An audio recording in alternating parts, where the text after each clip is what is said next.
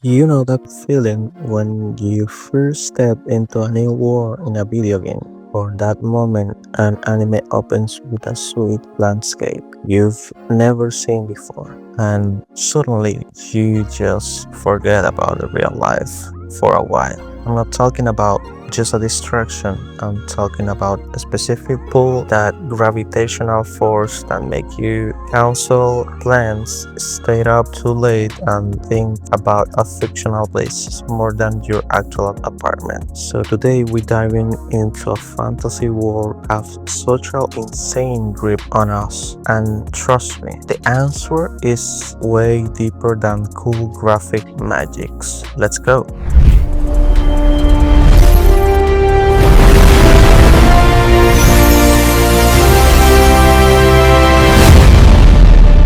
Here's what nobody talks about.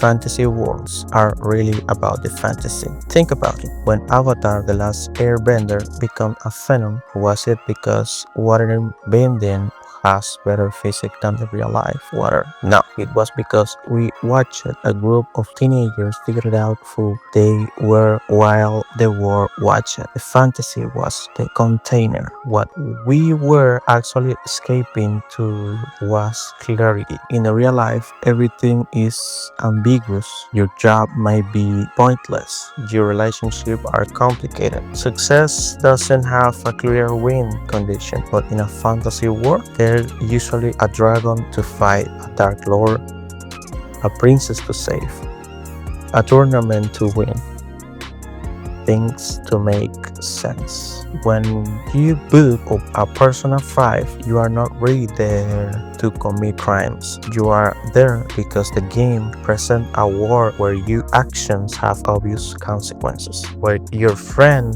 group actually appreciates you, where even painful growth happens within a narrative structure that means something. And anime doesn't this even more efficiently in 13 episodes. Attack on Titan creates walls, Titan secrets that make every single episode feels urgent. The pacing, the reveals, the world building, the designs to make your real world feeling sluggish and minusculous by comparisons. But here is the thing.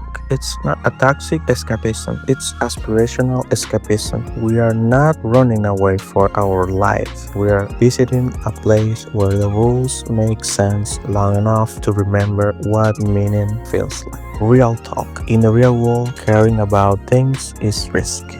You care about a person, they might be live. You care about a goal, you might be fail. You care about your community. The news reminds you daily that it's falling apart. So a lot of learned to protect ourselves by not caring too much about anything. But fantasy world, they give us a permission. When you are watching Jujutsu Kaisen, you are allowed to completely believe that Juju's problem not matters. You're allowed to care desperately whatever he survived to the next episode. The story is begging you to care, and that's actually kind of libertine. Video games take this even further. You have to care. In The Legend of Zelda Breath of the Wild, Link doesn't speak, but he moves through a world where you choose matter. That old woman asking for help, she might be the queen that shrimp. It might be a puzzle that stumps you for an hour. Even NPC feels like they could be important because the game respects your attention. An anime, the narrative structure itself, an act of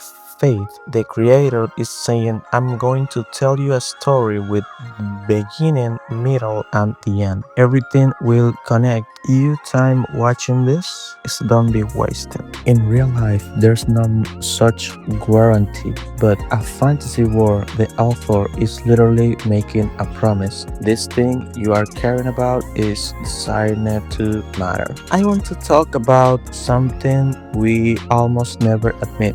Fantasy world are where we actually see ourselves grow. Think about your favorite anime character. There's good chance their arc involves discovering a hidden strength, making a sacrifice, losing everything, and building it back, or finally understanding something about themselves. And you watch that transformation, you saw them before and after.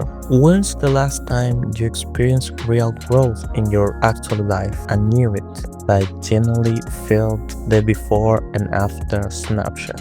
Video games are even more direct about this. At the start of Dark Souls, you are weak, you can barely hold a sword, but every boss you defeat, every shortcut you unlock, every skill you learn, there's immediate tangible feedback. You are literally stronger, and that feeling, that sense of progression, it's addictive because it's real growth, usually invisible and slow. Here's the thing that gets me. Fantasy world shows up that struggle leads somewhere in anime. Adversity isn't random suffering, it's the block. In game, difficulty is unfair. It's the point. Every setback is designed to keep toward something. Our brains crave that narrative. We crave knowing that our effort connects to an outcome. And when real life doesn't provide that rarely enough, we seek it out of the places that do. There's something else happening when we lose ourselves in these worlds, and it's maybe the most important part. In real life, you are locked into a version of yourself. You have a resume, a job history, a reputation in your community. You are expected to be consistent, to evolve, sure, but within a narrow lane. But the minute you step into a fantasy world, you become some new. You are not that person who failed at something. You are not trapped by the expectation people have of you. In video game, this is literal. You create a character, maybe you pick a race, a class, suddenly your face. In Baldur's Gate 3, you may be a half orc paladin in one's playthrough and a human rogue in the text. You may be genuinely good, or you may be chaotic neutral and betray everyone. There's no judgment, it's pure exploration of possibilities. Anime does something subtle but equal powerful. When you watch Steins Gate, you're watching someone discover they have agency in a situation they felt trapped in. When you watch Your Name, you are literally experiencing different perspective of the same world. The fantasy world becomes a mirror when you see versions of yourself that you didn't know existed. And honestly, in a world where most of